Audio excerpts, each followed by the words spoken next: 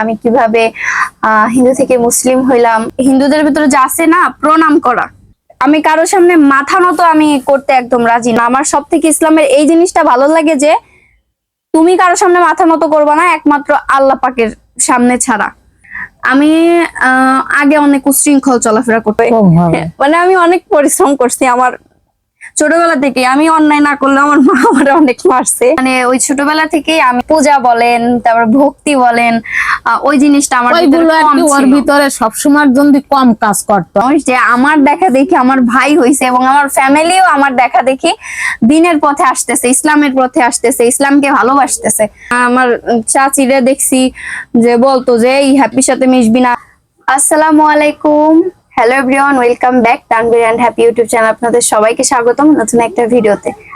আপনারা সবাই জানতে চান আমি আমার ছোটবেলার কাহিনী, আমি কিভাবে হিন্দু থেকে মুসলিম হইলাম। আপনারা অনেকেই আমাকে এই কমেন্ট করেন, আমার লাইভে করেন, আমার শর্ট ভিডিও গুলাতে করেন যে আপু আপনি আপনার এই ছোট গল্পটা মানে এই গল্পটা একটু আমাদের সঙ্গে শেয়ার করেন যে আপনি কিভাবে আমাদের মুসলিম ধর্মে আসলেন এবং এত ভালোবাসেন কেন। তো মাকেও নিয়ে আসলাম, আমার মাও সামনে থাকলে আপনারা অনেক কিছু ক্লিয়ার হবেন যে আমি হয়তো বা মিথ্যা বলতে পারি, আমার মা তো আর মিথ্যা বলবে না, তাই না? সে তো আমাকে ছোটবেলা থেকে বড় করছে। তো এর জন্য আসলাম। আসলে আমার ছোটবেলাটার কাহিনী যদি আমি বলি, আমি খুব ছোটবেলার কাহিনী আমি জানি না, কিন্তু আমার ছোটবেলাটা এত সহজ ছিল না। আমি বলি তোমার ছোটবেলার কাহিনীটা।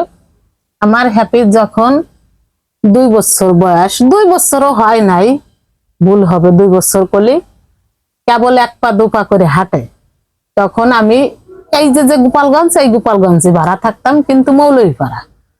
তা ওই বাড়ি এলাকা কি আমার হ্যাপিকে খুব ভালোবাসতো, কাকা কাকি, তারপর ওনার একটা মেয়ে ছিল, তারা খুবই ভালোবাসতো।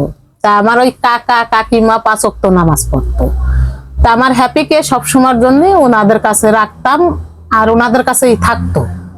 মানে আমার মা হচ্ছে মানুষের বাড়ি কাজ করতো, আমার বাবা আর কি অতটা তখন আমাদের উপর কেয়ার ছিল না, কেয়ার করতো না। তারপরে উনারও তখন ছেলেবেলা বয়স, তো উনারও বেশি একটা ভালো লাগতো না। হচ্ছে আমার দাদুর বাড়ি থেকে, মানে আমার দাদা বাড়ি থেকে আমার মাকে মেনে নিছিল না, কারণ আমার মা হচ্ছে ছোট জাতের মেয়ে আর কি। হিন্দুদের ভিতরে তো অনেকগুলা জাত আছে, যারা হিন্দু আছে তারা বুঝবেন।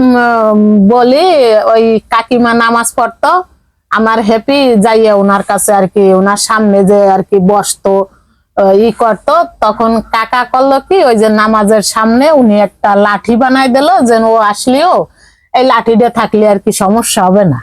তা ও করতো কি, ওই লাঠিটা অন্তে সরাইয়া ওই জায়গায় বসতো, ওই জায়গায় বসে ওই কাকিমা তো নামাজ পড়তো, আর ওই কাকিমার দিকে ফিরে ইয়েও বসতো, বসে ওই কাকিমা তো নামাজ পড়তে বসে দোয়া দুরুদ পড়তেছে, নামাজের যে ওইগুলো করতেছে, আর ও তো তা বসতো না, ও মুখ দিয়ে বিট বিট বিট বিট করতো।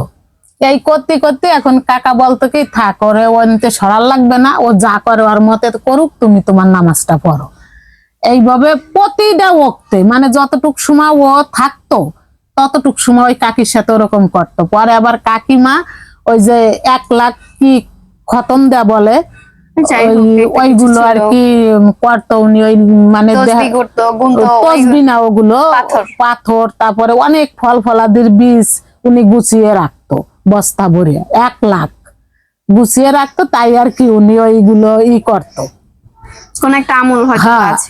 আর আমার হ্যাপিও মানে উনি তো একটা একটা করে করতো, আর ও বেশি বেশি করে আনিয়া কোর্সের কাছে রাখিয়ে বলতো, তোমার আগে আমার হয়ে গেছে। মানে কথা ভালো স্পষ্ট বলতে পারতো না ও কোনো কিছু, অনেক বড় হয়েছে, তারপরে কথা বলা শিখছে, এইভাবে করতো। তো মানে ওই ছোটবেলা থেকেই আমি মানে পূজা বলেন, তারপর ভক্তি বলেন, ওই জিনিসটা আমার ওইগুলো আর কি ওর ভিতরে সবসময় জন্য কম কাজ করতো। আর ওর ছোটবেলা থেকেই আমি অনেক লক্ষ্য করে দেখছি, ও হিন্দুদের সাথেই, মানে আমাদের ভিতরের মানুষের সাথেই কম মিশতো। ওর সম্পূর্ণ বান্ধবী, যত মানে বান্ধবী বন্ধু প্রায় সবই ওর মুসলিম ছিল। ওদের সাথেই বেশি চলাফেরা করতো, সত্যি সত্যি সত্যি চলাফেরা করতো। ওই থেকে মানে ও সবসময়ের জন্য ওরে গুছায় রাখার চেষ্টা করতো। আর হচ্ছে আমার মার মানে মানে আমার ছোটবেলার কিছু আমি বলি যে মানে আমার পড়াশোনা সবাই জানতে চান যে আমি কোন অবধি পড়াশোনা করছি। আমি ক্লাস 9 অবধি পড়াশোনা করছি। আজকে আপনাদের সামনে আমি সত্যি কথা বললাম। আমি 9 অবধি বললেও ভুল হবে, এইটা আর কারণ কি, আমি 9 পড়াশোনা আমি করতে সব পারি নাই। বই কিনে দিতে পারছিলাম না, পড়াশোনা করতে প্রথমত পারি নাই। হচ্ছে যখন আমি ক্লাস 5-এ পড়ি তখন হচ্ছে আব্দুর রহমান হচ্ছে জন্ম নেয়। তো আব্দুর রহমান জন্ম নিলে তখন আমাদের দোকান ছিল, বাজারে হোটেল ছিল। তো আমার মা হচ্ছে দোকানে যাইতো, আব্দুর রহমান আমার কাছে থাকতো। আব্দুর রহমানকে খাওয়ানো, গোসল করানো সবকিছু আমি করতাম। আবার দোকানের যত কাজ ছিল, দোকানেরও যা কিছু ছিল, ওই রান্না বান্না দেখা যেত, তারপরে পেঁয়াজ সিঙ্গারা, কাট, আলু, হ্যাঁ এগুলো পেঁয়াজ সব আমি কুচোনো, করতাম। তারপরে ওই সালাদ বানানো। আবার আমাদের যে খাবারটা আমরা খাবো, ও বয়সে খুব ছোট হলেও ওর ওর সবকিছুই আমি অনেক কাজ করা করতাম এক লাগতো। কথা। তারপর ওর ছোট বোনও তখন তোর অনেক বড় না, পপি ও তখন ছোট। ওকে ওর দেখাশোনা করা লাগতো। তো আমি ওই মানে আব্দুর রহমানকে নিয়ে গুছাইতে গুছাইতে, সংসারের কাজ গুছাইতে গুছাইতে আমার আর স্কুলে যাওয়ার লেখাপড়াটা বেলাটাও থাকতো না মানে কতদিন। আমার লেখাপড়াটা আর ওর হয়নি। লেখাপড়াটার মানে ওর জীবনটা আমরাই হাতে ধরে আর অনেকে নষ্ট অনেকে করে ফেলাইছি। আমাকে কমেন্ট করে যে ইংলিশ পড়তে পারে না, পড়াশোনা করতে পারে না। আসলে আমি জানি না আমি কতটুকু পারি কি বা না পারি, কিন্তু আমার যে বেসমেট আছে মানে আমরা যে একসঙ্গে পড়ছি, তারা আমাকে দেখলে এখন বলে যে হ্যাপি, আমরা পড়াশোনা যা করে মানে করে না করতে পারছি, তুই পড়াশোনা না করে তুই তার থেকে বেশি করছিস এবং করতেছিস। এটা সম্পূর্ণটাই হচ্ছে আল্লাহর তরফ থেকে আমার জন্য, আমার জীবনে আসছে।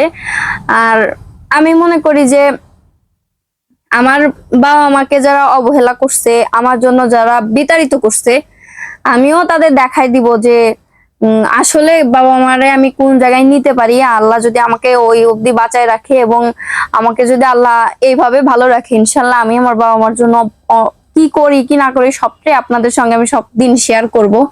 যতটুকু পারি, অল্প পারি বেশি পারি, আমি শেয়ার করব। এবং যখন আমি অনেক ছোট তখন আব্দুর রহমান আমার কোলে থাকতো। আব্দুর রহমান অনেক ভারী ছিল, তো ওরে আমি কোলে নিয়ে যাইতাম আর ভাবতাম যে আব্দুর রহমান কবে বড় হবে, ও হাঁটবে, আমার কষ্ট কম হবে। কম হবে। মানে আমি অনেক পরিশ্রম করছি আমার ছোটবেলা থেকে। আমি অন্যায় না করলে আমার মা আমার অনেক মারছে। হ্যাঁ, এটা ঠিকই কথা, কারণ ও কষ্ট করতো।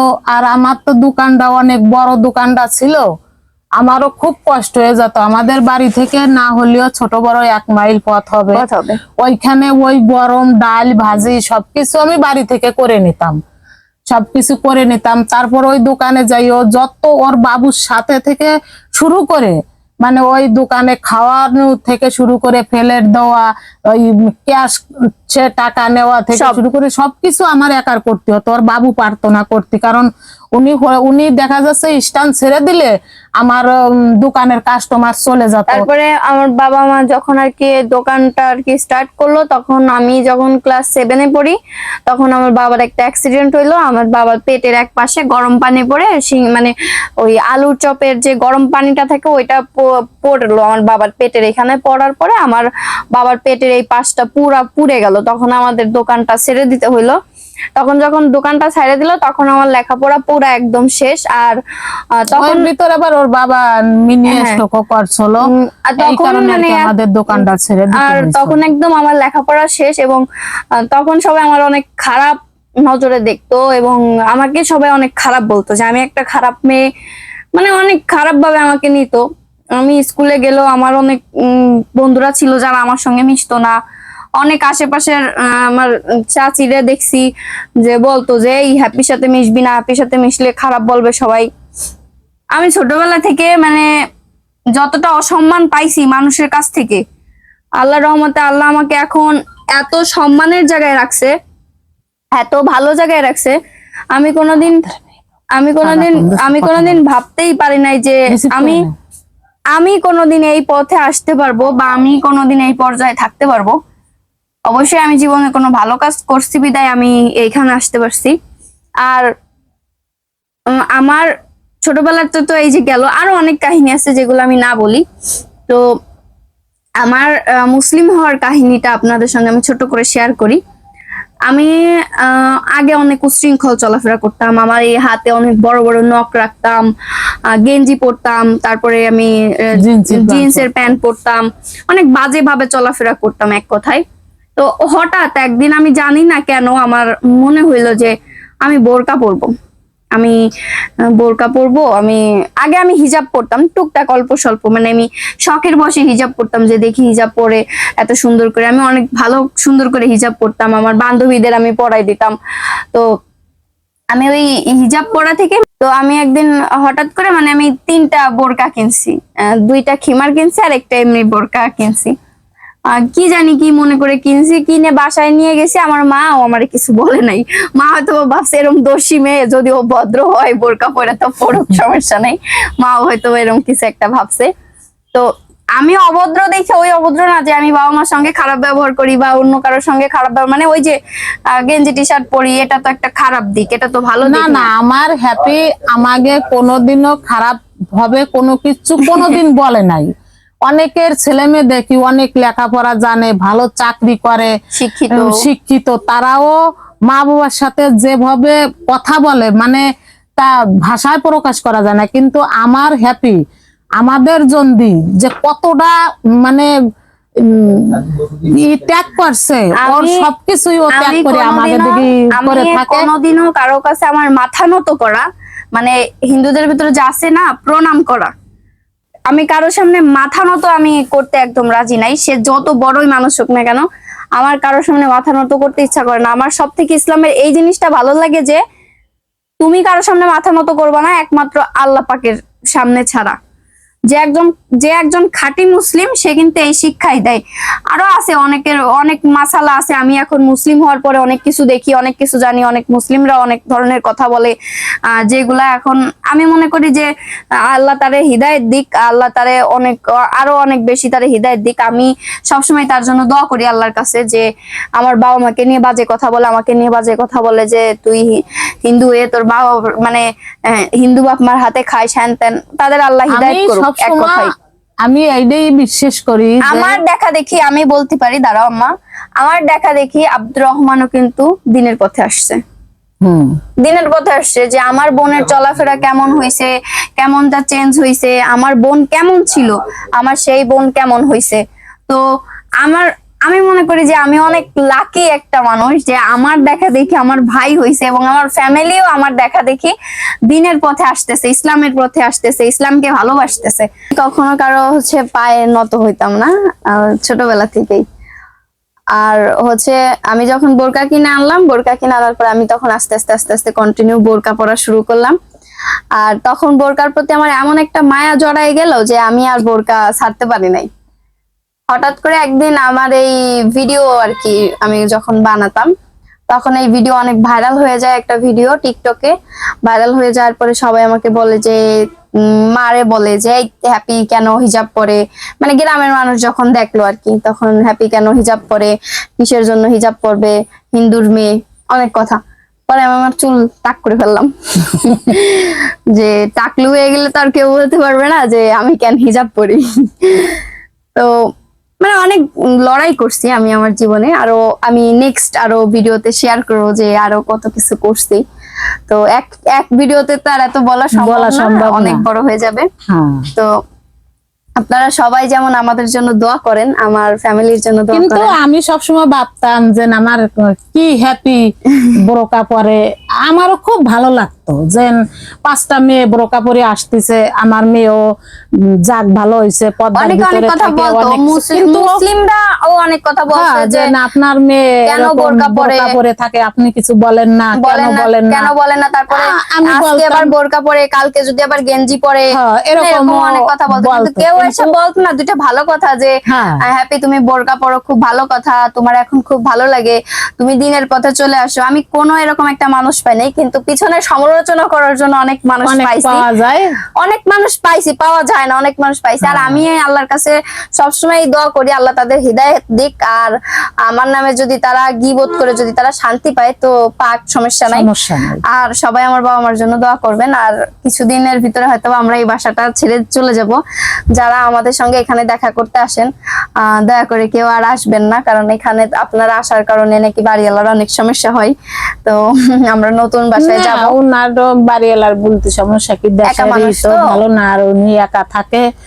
আসলে আমাগো নিজেকে দিক দিয়ে বুঝতেছি আমরা যে এই জিনিসটা ভালো না, আমরা এই কারণে আর কি আমাদের বাসাটা নিজেদের change করে বাড়ি যখন দেবো। হবে ইনশাআল্লাহ আপনাদের তখন তো আর কেউ বলতে আপনাদের পারবে না। আপনাদের এক কথায় সবসময় আপনারা আসবেন, আপনাদের সঙ্গে কথা হবে, দেখা হবে ইনশাআল্লাহ। তো আজকের ভিডিও এফডি, সবাই ভালো থাকবেন, সুস্থ থাকবেন, আল্লাহ হাফেজ। আল্লাহ হাফেজ।